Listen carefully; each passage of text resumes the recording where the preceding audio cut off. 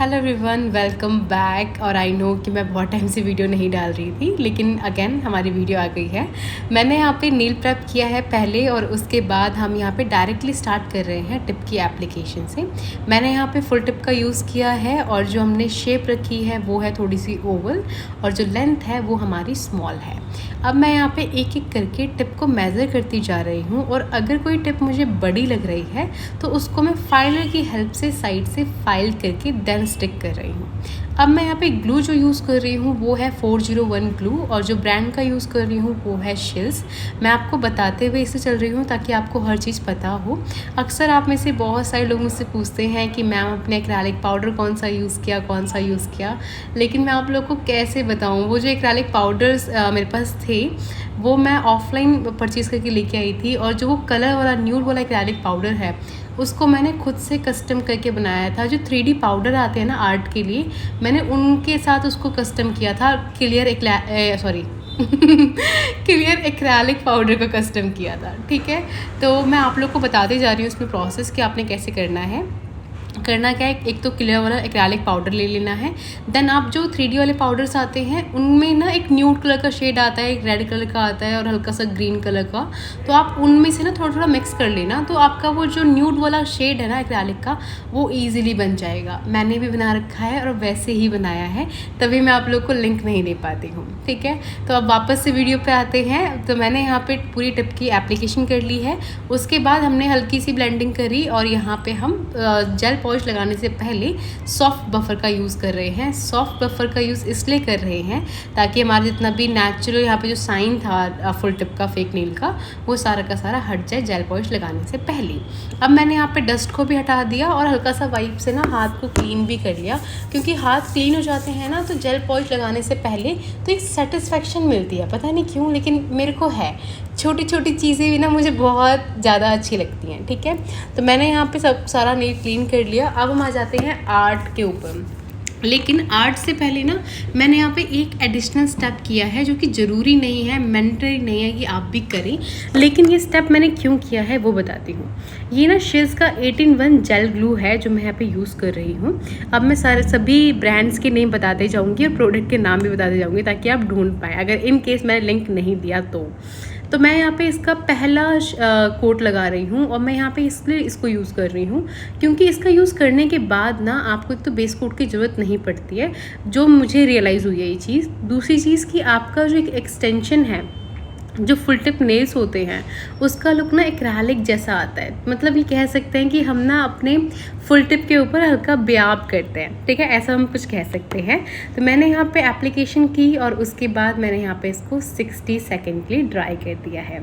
I hope कि आपके सभी जो क्वेश्चंस होंगे इससे रिलेटेड, जो वीडियो मैं बना रही हूँ उसके रिलेटेड जो भी डाउट्स होंगे मैं साथ के साथ क्लियर करती जा रही हूँ।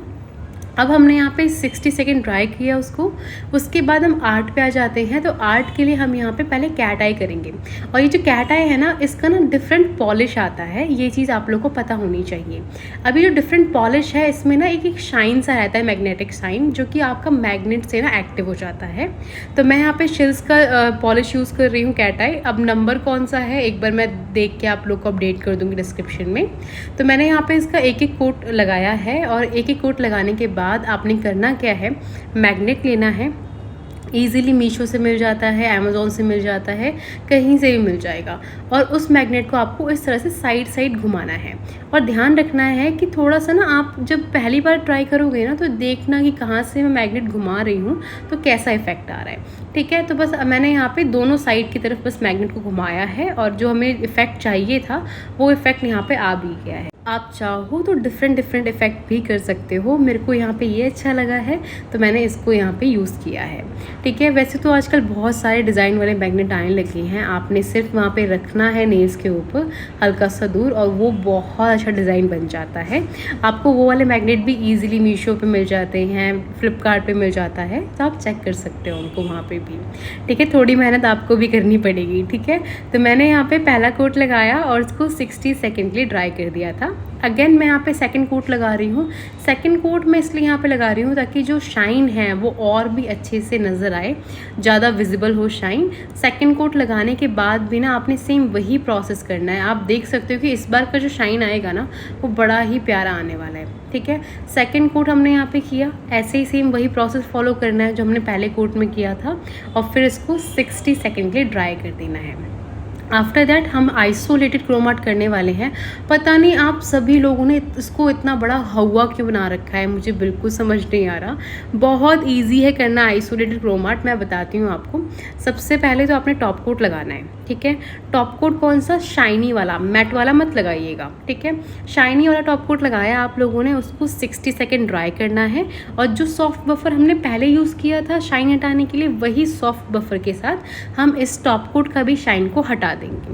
फिर हमने लेना है कोई भी जेल पॉलिश, या आप जिससे भी पैटर्न बनाना चाहते हो। जैसे मैंने यहाँ पे शिल्स का 9D वाला ये यूज़ किया है, तो आपने कोई भी पॉलिश लेनी है, ब्लैक कलर की, वाइट कलर की, जो जिससे भी आप बनाना चाहते हो उससे आप पैटर्न बनाओ इस बफ्ट वाले नेल के ऊपर। पैटर्न बनाने के बाद आप उसको 60 सेकेंड के लिए क्योर कर दो। क्योर करने के बाद आपने करना क्या है, सिंपल कि आपने क्रोम पाउडर जो आपका है जिस भी कलर का है उसको उसके ऊपर आपने रब करना है। तो फिर आप पाओगे कि जो क्रोम पाउडर है सिर्फ उसी जगह पे लग रहा है जिस जगह पे आपने पैटर्न बनाया है, जिस जगह पे आप चाहते हो उसको लगाना। मेक श्योर करिएगा कि लोग करते क्या है कि भाई टॉप कोट को ना अच्छे से बफ़ नहीं करते हैं पैटर्न बनाने से पहले।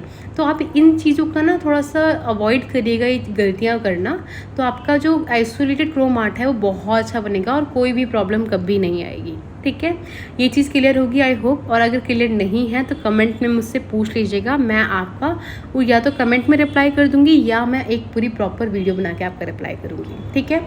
अब हमने यहाँ पे क्रोम आर्ट तो कर लिया, अब हम यहाँ पे क्या कर रहे हैं, टॉप कोट लगा रहे हैं आखिर में।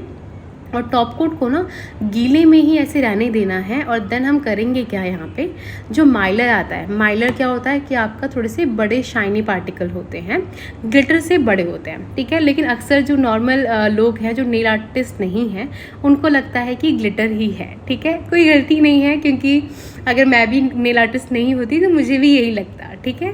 तो हम यहाँ पे ये वाले माइलर का यूज़ करेंगे। और माइलर को ना हम जो ये फ्लावर बना था हमारा उसके ना बीच बीच में फिल कर देंगे ताकि वो जो खाली स्पेस है ना वो ऑड ना लगे, ठीक है। तो हमने एक एक करके इसको फिल करना है। और फिल करने के बाद आप करेंगे क्या कि इसको 60 सेकेंड के लिए ड्राई कर देंगे टॉप कोट को। और फिर क्या, फिर आपके नेल्स हो जाएंगे रेडी। देन आप क्यूटिकल ऑयल लगा लीजिए। लेकिन अगर आप इस माइलर की जगह कुछ और भी लगाना चाहते हैं तो आप वो भी लगा सकते हैं, ठीक है। तो आई होप कि आपको ये वीडियो अच्छी लगी होगी।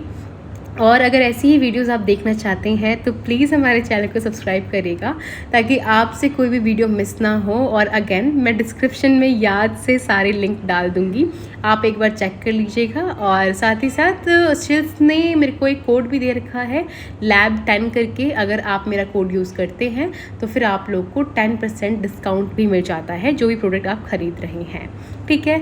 तो ये सारी चीज़ें मुझे आपको बतानी थी। आई होप कि आपको वीडियो अच्छी लगी होगी। बाय बाय एवरीवन, मिलते हैं नेक्स्ट वीडियो में।